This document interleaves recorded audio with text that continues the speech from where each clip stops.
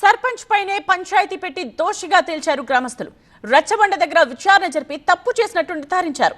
మంచిర్యాల జిల్లా చెన్నూరు మండలం నాగపూర్ గ్రామంలో ఒక భవన నిర్మాణ విషయంలో కొన్నాళ్లుగా వివాదం జరుగుతోంది. సర్పంచ్ ₹1,00,000 తీసుకుని మోసం చేశాడంటూ ఆరోపిస్తూ ఉన్నారు. దోషిగా తేల్చి ఆ డబ్బుని వసూలు చేశారు. బాధితులకు తిరిగి ఇప్పించారు పంచాయతీ పెద్దలు.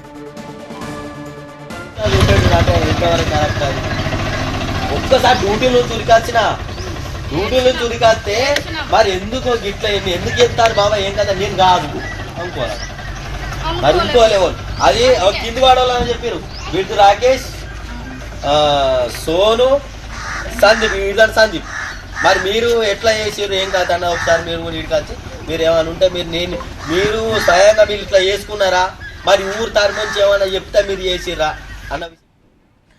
నాగపూర్ గ్రామ సర్పంచ్ గా తిరుపతి ఉన్నారు. గతంలో ఆయన ఒక నిర్మాణానికి సంబంధించిన విషయంలో ₹1,00,000 తీసుకున్నాడు. ఆ తర్వాతే నిర్మాణానికి అనుమతులు ఇప్పించాడు. అయితే రెండవసారి ఊరి సర్పంచ్ గా గెలిచాక గతంలో ఇచ్చిన అనుమతులు రద్దు చేస్తూ నిర్ణయం తీసుకున్నాడు. దీంతో నిర్మాణం చేపట్టిన వాళ్ళు ఎదురు తిరిగారు. న్యాయం కావాలంటూ గ్రామ పెద్దల దగ్గరకు వెళ్లారు. అక్కడ పంచాయతీ పెద్దలు అన్ని విచారణ చేసి సర్పంచ్ మోసం చేశాడని తేల్చారు. తీసుకున్న ₹1,00,000 తిరిగిప్పించారు.